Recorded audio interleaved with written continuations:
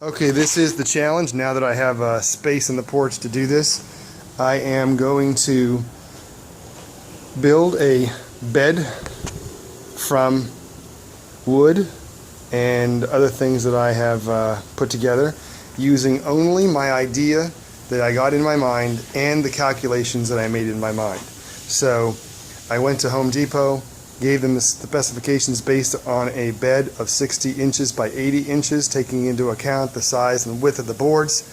This is what I have decided to use to create this bed from the information that I've thought about in my mind while driving. So this is what you see now, and you'll be getting updates momentarily.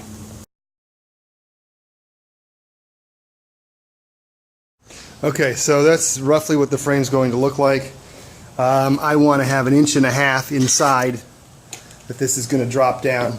So I'm going to use these two boards, which are 3/4 each, and I'm going to make a uniform distance of which the bed is going to sink into.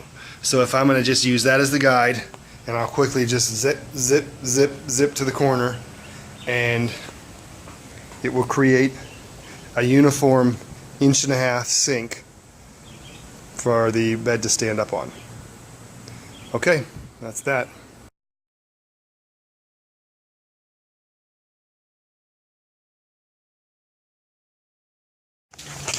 Okay, it looks like the calculations are working out. So I needed to raise that one up by 1 3/4. That has to be supported by 3 because I need to make room for the thing in the center.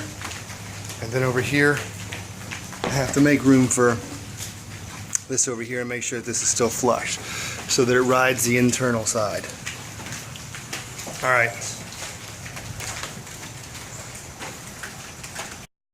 Ran into a bit of a situation here, which is why I made this thing 3/4 of an inch longer than it should have been, to make sure that there was any discrepancies in the actual wood. So right there I've got a 1/4 of an inch gap I need to fill. So hopefully that won't throw off the integrity of the structure.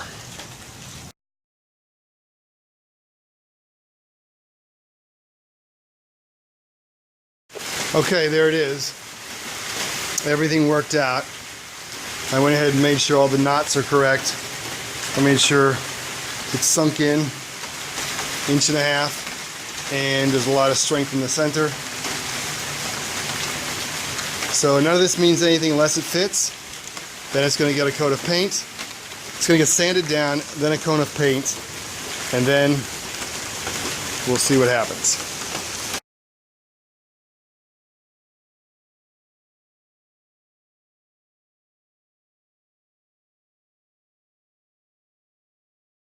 Next thing I'm going to do is I'm going to take this thing that I bought for 15 bucks off a guy who wanted 40, and off Craig's. I'm going to take this thing apart. I'm going to sand it down, recondition everything. I'm going to take all this felt off the back. I'm going to unscrew everything, and I'm going to disassemble it and make it brand new again. And I'm going to use that for the bed.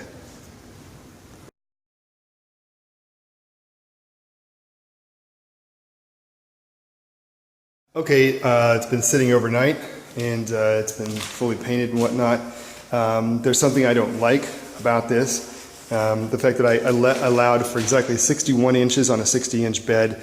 I did that based on the fact that the box spring has a little plastic thing, a little guard, and I also wanted to make sure that there was room for a comforter to be stuffed in there, as well as a sheet.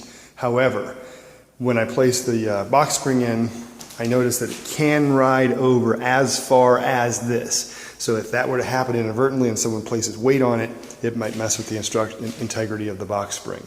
Therefore, I'm going to get 3 more slats, putting one there, another one on top of this, because remember this is 6 1/4 with a 3/4 inch rise, giving it 7, 7, and 7. Now it'll be 7 3/4, 7 3/4, 7 3/4 coming across, using those for supports here and here, and that problem will be entirely eliminated. Now, this was taken apart and I completely steamed it out and sanitized it, and however, it didn't need it. The cushion was in much better condition than I thought it would be in. The frame itself, this is where the issue was.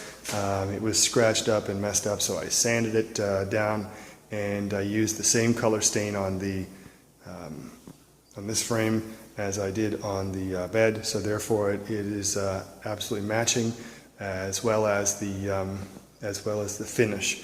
So it came out very nice, and it will be affixed back here with steel and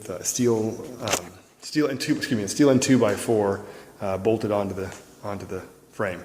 So next time you see this, it will be completely finished, and hopefully it will look very nice. Okay, change of plans. Actually, this works out a little bit better. I figured out that I'm going to basically put a guard there and a guard here and there and there. And at the same time, I installed these two 7-inches. The extra slats are a complete waste of time, effort, and wood. And also, this is the finishing touch. There are going to be these protectors that go on the bottom. There's 8 to go all the way around. And this shall be done. The next will be this headboard, which I've got a secret thing I've decided to use, planned for that. So this will be done in the next frame.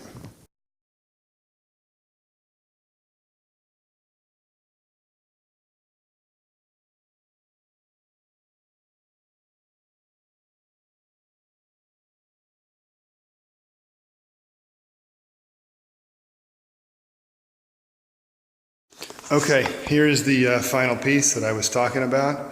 That is what the headboard looks like now. I went to Walmart and picked out a color of fabric. It's about, it was exactly $7 actually. It was $4 or $5 a square yard, and at 1.75. So that is what it looks like. Completely brand new, and it's tufted. I have the option to put in the buttons, but I don't think I'm going to. And that's what the back looks like. It's all cut up and straightened out.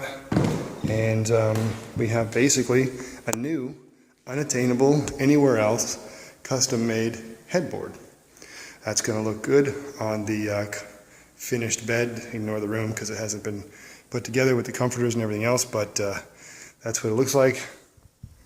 And it will all come together in the next frame.